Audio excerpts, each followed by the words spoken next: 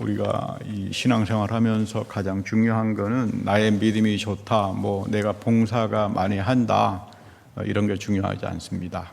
가장 중요한 것은 내가 믿는 하나님이 어떤 분이시고 하나님의 성품이 어떤 분인가. 그거를 모르고 내 혼자 열심히 있다 그래봐야 무슨 소용이 있겠어요. 하나님의 성품을 알아야 됩니다. 그런데 이 하나님의 성품 가운데에 가장 소중한 부분이 뭐냐면 지혜예요. 지혜. 이 지혜는 소피아라고 말을 합니다. 지혜. 그리스 말로는 호크마. 우리 잘 알고 있죠. 호크마 주석이란 말도 나옵니다만은 호크마. 그리스 말로는 소피아. 신약 성경에서는 소피아로 표현이 돼요. 구약 성경에서는 호크마. 하나님의 굉장히 중요한 성품이죠. 이걸 강구해야 되는데 가만히 보면 하나님의 지혜를 강구하는 사람은 별로 없어요. 맨날 내 문제 해결해 주세요. 돈 주세요. 직장 잘 되게 해주세요. 그러고 많이 강구하지. 내 자식 잘 되게 해주세요. 하나님은 먼저 호크마를 구하길 원해요. 하나님의 성품이 그러시니까. 여러분, 사실 오늘 우리 시대에 내 자신의 삶을 돌아봅시다. 내가 한 지식, 내가 한 판단, 이것 때문에 오늘 나의 결과가 온 거예요. 그걸 누구 탓할 필요 없어요. 내가 어리석었으니까.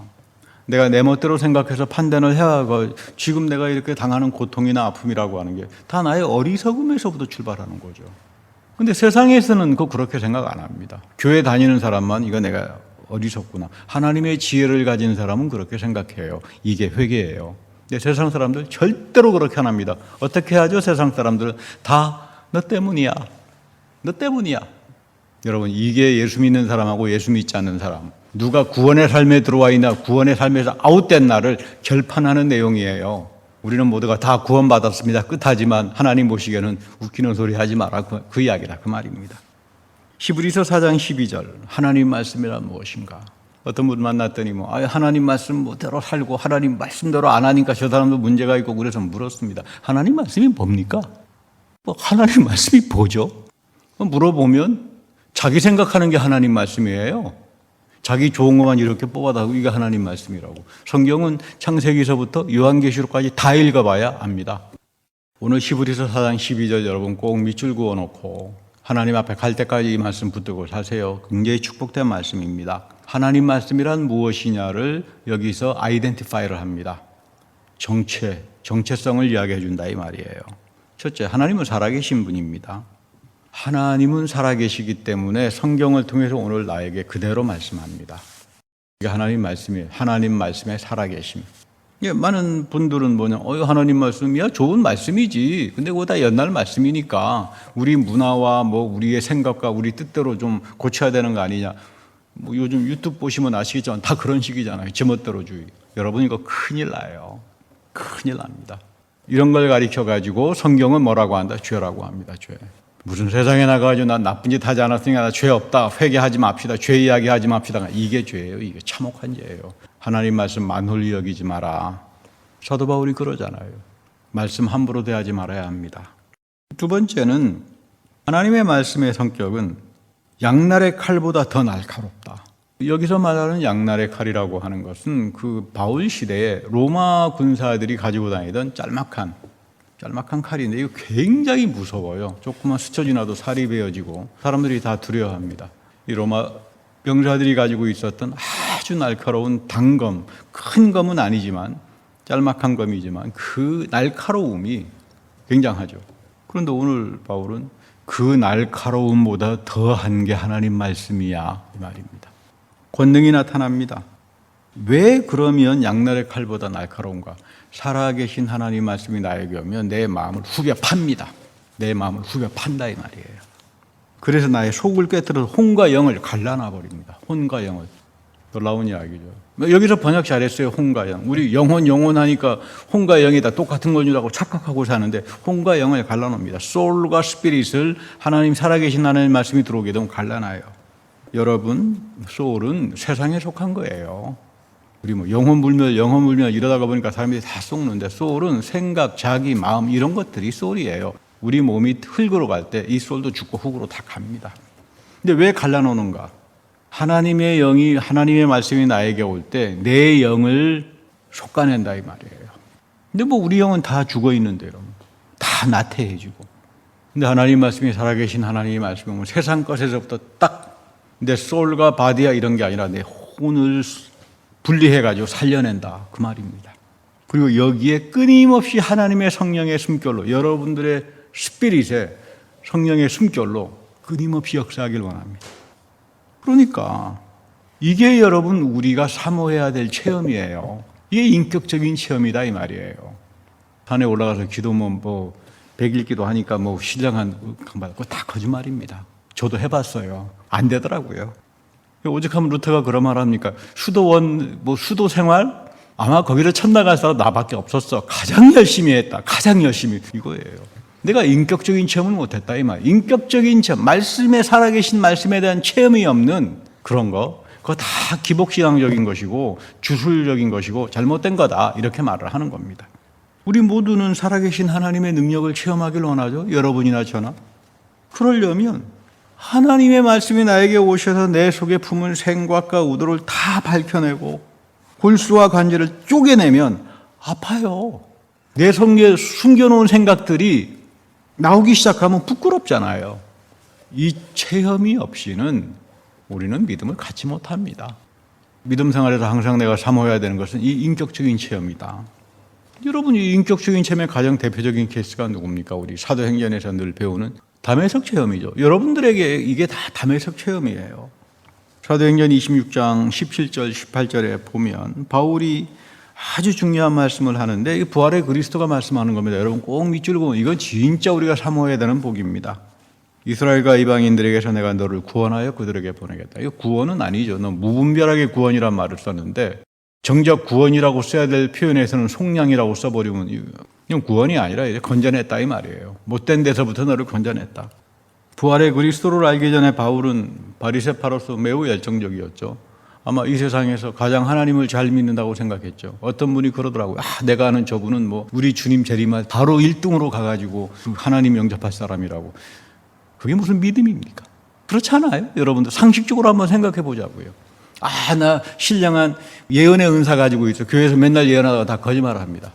그리고 예수님 재림할 때 내가 맨 먼저 달려갑니다. 달려가긴 어딜 달려가요? 예수님이 뭐라고 합니까? 이 사람 보고. 나는 부담스럽다. 바울 그런 사람이었습니다. 근데 제일 잘 믿어. 열심히 죽이다 다녔습니다. 난 하나님을 너무 열심으로 믿었기 때문에 그리스도의 복음을 박해하고 사람을 죽이고 이런 사람을 가리켜 부활의 그리스도가 뭐라고 그러죠? 넌 이방인이야. 넌 이방인 취급했다 이 말이에요. 여러분 우리가 하나님 말씀 제대로 알고 하나님의 원하는 대로 신앙생활 안 하게 되면요. 나는 열심히 하나님 믿는다고 난리치지만 하나님이 여러분들을 어떻게 본다고요? 하나님이 종 목사를 어떻게 본다고요? 넌 이방인이야. 이건 무슨 말입니까? 너 구원하고는 상관이 없는 자야. 너 멋대로 해. 그런 말입니다. 내버려둔다 이 말이에요. 근데 여기 중요한 거 보면 바울이 눈을 떴다 그래요. 첫 번째가 눈을 떴다. 대단히 중요한 말씀이죠. 하나님에 대한 말씀을 체험하기 시작하면 여러분들에게 뭐가 생긴다고요? 눈이 띄어요. 영의 눈이 트입니다. 지금은 내가 영이 다 잠들어 있어요. 내 속에 어떤 영을 참 이해한다는 게 맨날 해봐야 내 감정이나 뭐 내 이성이나 뭐 내 이런 정도 마음 정도에서 왔다 갔다 하지 내 영이 트이기 시작하면 그때부터는 달라지죠. 이 눈이 트이기 시작하면 비로소 알게 되는 게 있습니다. 어둠이 무엇인가? 이전까지는 자기는 어둠의 길을 갈면서 이것이 올바른 길이라고 생각했어요. 어둠의 길이 진리라고 착각하고 살았어요. 영적 전쟁을 하다가 보면 이런 사람들 굉장히 많이 만나요. 이거 내가 어둠의 세계에 있구나. 하나님이 기뻐하는 세계에 내가 있지 않구나. 그래서 빛의 세계로 가려고 그러죠. 이 사탄의 권세에 살던 사람이 하나님께로 돌아온다. 그런 말을 합니다. 부활하신 그리스도가. 사탄의 권세는 두 가지로 나타납니다. 하나는 죄로 인해서 3대째 다시 말하면 저주에 묶이게 된다. 내가 죄의 저주 아래 팔리는 자가 된다. 그런 인간이 돈이 많으면 뭐합니까? 그런 인간이 정치가가 되어가지고 세상 권력을 가지면 뭐합니까? 그런 인간이 세상에 나가서 학박사 서너 개를 하면 뭐합니까? 제일 어리석은 사람들을 저는 어디서 만나나 하면 대학 교수를 만나보면 제일 어리석어요. 자기는 어느 대학에서 박사했습니다. 너만 박사하나?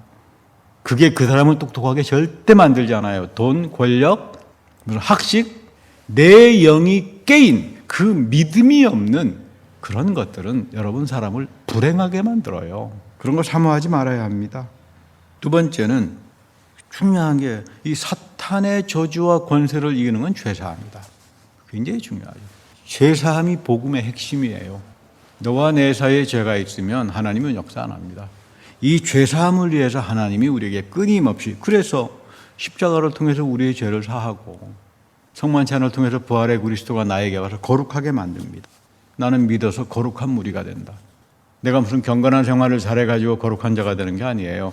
하나님의 약속입니다. 너는 내가 볼 때 죄사함을 받아야 된다. 하나님, 나 죄 지은 거 없는데요. 내가 볼 때 너 죄 참 많아.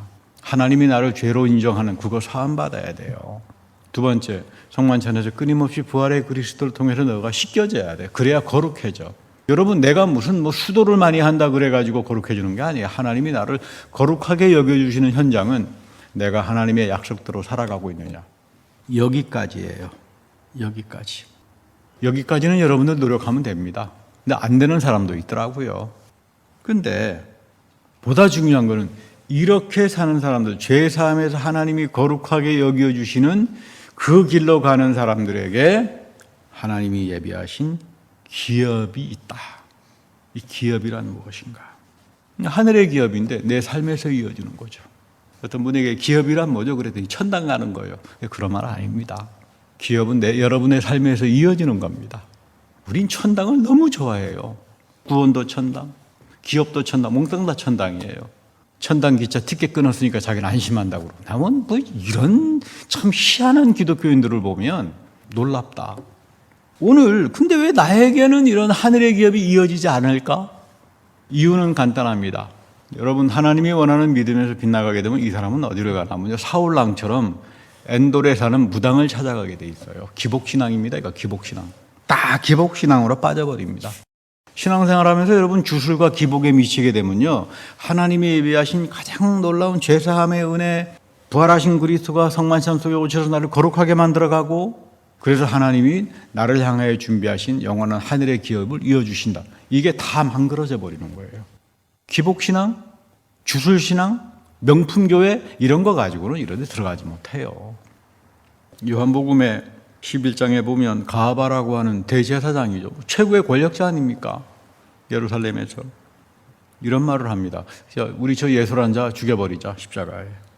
너희들은 이 죽음을 너희들은 모른다. 이게 무슨 소린가? 저 예술한 자 한 사람 죽어서 우리 모두가 다 마음이 편안하면 그건 좋은 거야. 그게 진리야. 대제사장이란 자의 영적 태도가 이렇게 썩어 있다고요. 진리는 하나님의 말씀인데 그 진리 아니야. 세상 사람들이 편하면 이게 진리야. 그러니까 우리가 즐기고 노는데 불편한 자를 주는 거, 저거는 죽여버려야 돼. 예수도 저런 자야. 그러니까 저 자를 죽임으로써 우리가 편안해지자. 세상의 지혜를 빌어서 예수님을 죽이면 이게 천하에 용서받을 수 없는 죄악을 저지르는데, 이런 지금 가야바와 같은 정신적 세계를 가지고 살아가는 목회자들이 얼마나 많아요. 여러분, 이게 가장 큰 죄들이에요. 세상에 나가서 내가 무슨 사기를 쳤다 이런 걸 이야기 안 합니다. 성경에서의 죄는 내 영이 깨어나 있지 않으면 어둠 속을 헤매고 살면서 내가 지금 하나님 앞에서 무슨 짓을 하는지 불쌍한 인간이 되는 거죠. 대제사장 가야바의 영적 상태가 이런 겁니다. 세상의 지혜, 세상의 권력에 몽땅 교회와 스팝이 돼가지고 결국은 예수님 죽여버리자.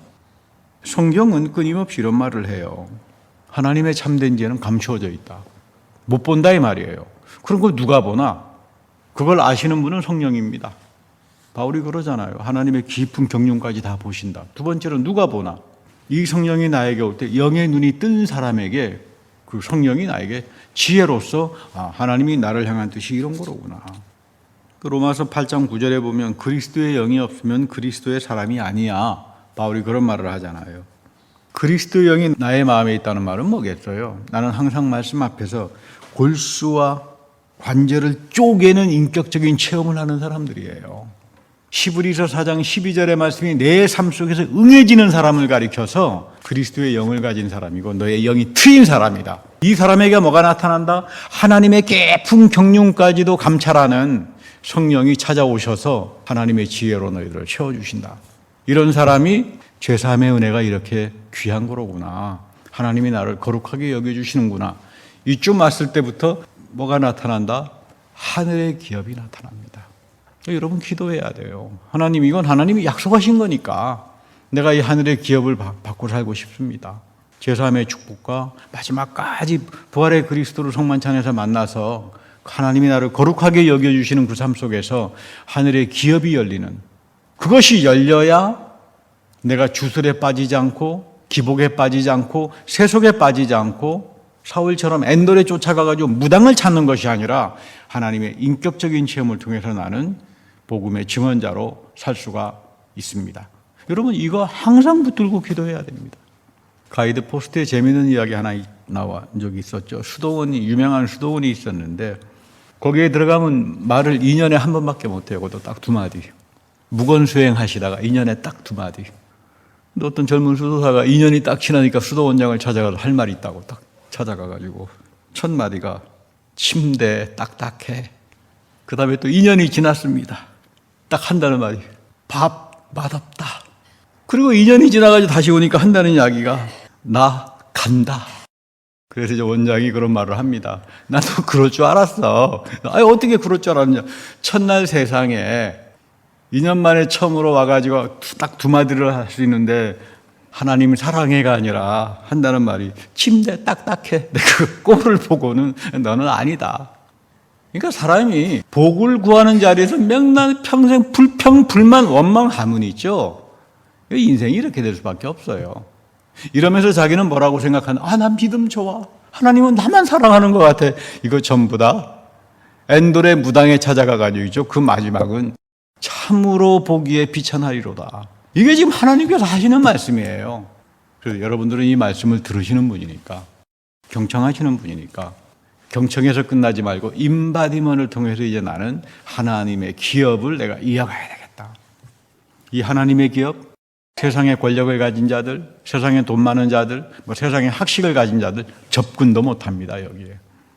오직하면 니고데모는 그 당대 최고의 지식인이고 권력과 다 가진 사람이었잖아요. 근데 예수님이 뭐라고 합니까? 넌 참 어리석은 자다. 이스라엘의 선생이 되면서도 거듭난 걸 모르냐.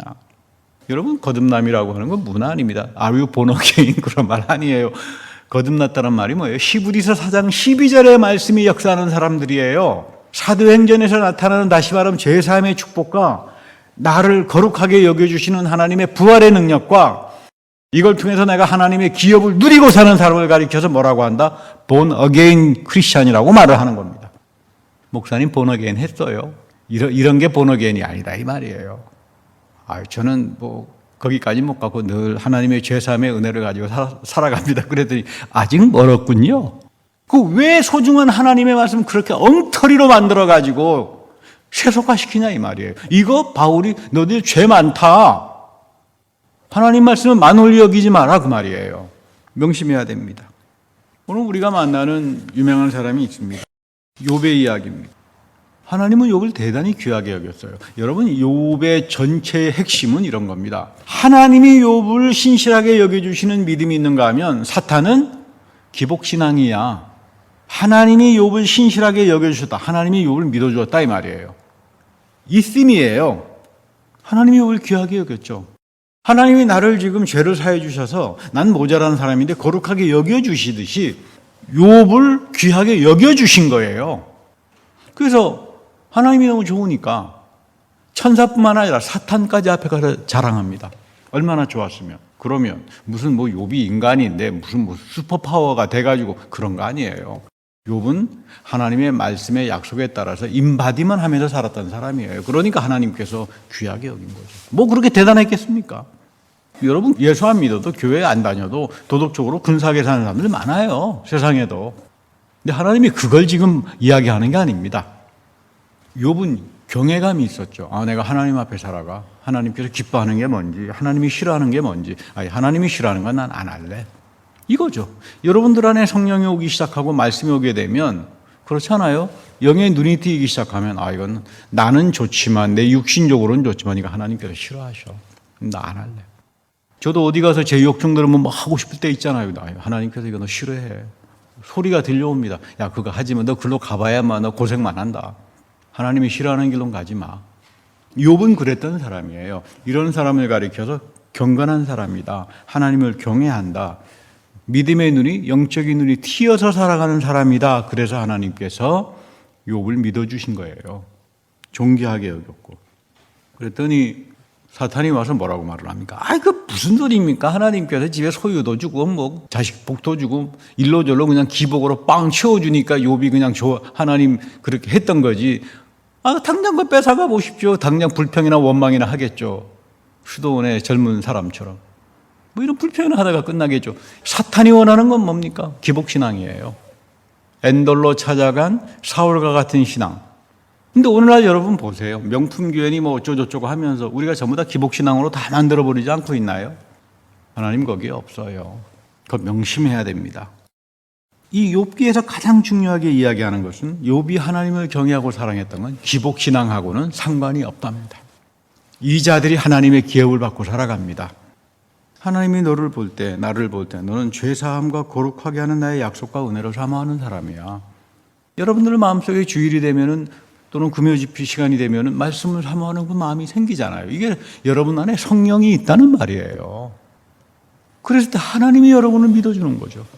내가 하나님 믿는다고요? 천만에요. 조금 어려운 일이 있으면 전부 다 원망 불평하다가 끝나버리는데요. 하나님이 나를 믿어줘야 돼요. 하나님이 나를. 그 유일한 길은 뭐냐? 죄사함의 축복과 거룩하게 해주시는 하나님의 은혜의 능력과 그 기업을 가지고 살아가는 여러분들의 영이 트인 사람. 히브리서 4장 12절의 말씀이 여러분들의 삶 속에 역사하는 사람들. 이런 사람들에게 진정한 본어게인을 경험하는 체험들이 나타나고 하나님의 동행과 나의 모든 범사에 하나님의 선하심으로 인쳐주시는 그러한 능력이 나타나는 겁니다. 이런 능력이 여러분들의 믿음의 삶에 항상 이어지기를 축복합니다. 기도하겠습니다. 하나님, 우리의 어리석음과 잘못된 생각들을 물리쳐 주시고 욥을 바라봤을 때 하나님께서 그를 믿어주었듯이 우리의 믿음도 예수 그리스도 안에서 죄사함과 부활하신 그리스도의 축복을 통하여 항상 히브리서 4장 12절의 말씀의 축복이 나에게 임할 때에 하늘의 기업을 이어가는 줄 믿습니다. 이 기업을 이 교회와 그리고 주님이 사랑하는 백성들에게 함께 하옵소서. 우리 구주 예수 그리스도의 이름으로 감사하며 기도드립니다. 아멘.